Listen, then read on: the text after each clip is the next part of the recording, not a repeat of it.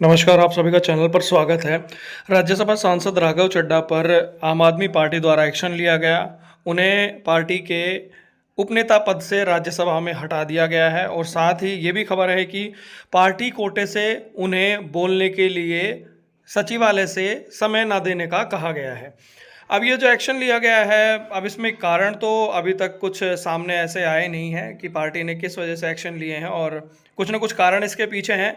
और आप सभी को भी पिछले काफ़ी समय से दिख रहा होगा और बातें भी चल रही हैं कि उनके और पार्टी के बीच में कुछ सही नहीं चल रहा है।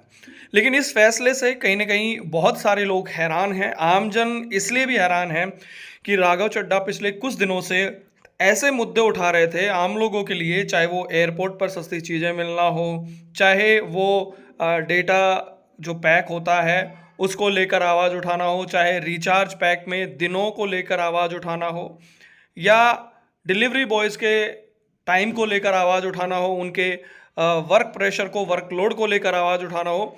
कई सारे मुद्दे ऐसे उठाए राघव चड्ढा ने जो आम जन की नज़र में वो बहुत ज़्यादा छा गए और लगातार राघव चड्ढा की पिछले काफ़ी दिनों से चर्चा हो रही है। अब ये जो फैसला आया आम आदमी पार्टी की तरफ से, ये उनकी पार्टी का अंदर का फैसला है और पार्टी ने किस वजह से फैसला लिया है, ये राघव चड्ढा और उनके बीच में किस तरीके की बातें चल रही हैं। पिछले कुछ समय से आप सभी ये देख रहे होंगे कि चर्चाएं ये चल रही हैं कि पार्टी और उनके बीच कुछ ठीक नहीं है। हालिया जब अरविंद केजरीवाल और मनीष सिसोदिया एक केस से जब कोर्ट से उन्हें राहत मिली, वो बरी हुए, तब भी बताया जाता है कि राघव चड्ढा की तरफ से कोई प्रतिक्रिया नहीं आई थी। इसको लेकर भी शायद पार्टी नाराज है और खबरें ये भी हैं कि पार्टी लाइन से अलग काम करने को लेकर पार्टी ने शायद एक्शन लिया हो।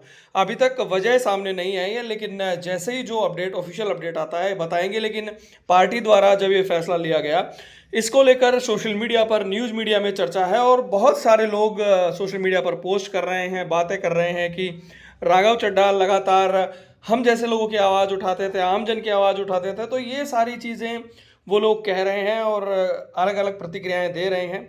अब राघव चड्ढा इस पर क्या प्रतिक्रिया देंगे, या उनकी पार्टी की तरफ से इसमें और क्या प्रतिक्रिया आती है, क्योंकि एक्शन उनकी पार्टी ले चुकी है। उपनेता पद से उन्हें हटा दिया गया है और उनकी जगह जो दूसरे राज्यसभा सांसद हैं पंजाब से ही, उन्हें ये जिम्मेदारी दी गई है।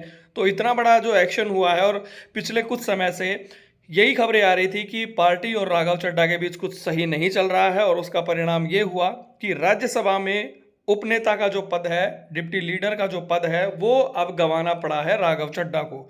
अब आगे की उनकी जो राजनीतिक रणनीति क्या होगी, जो भी अपडेट आएगी हम आप तक पहुंचाते रहेंगे।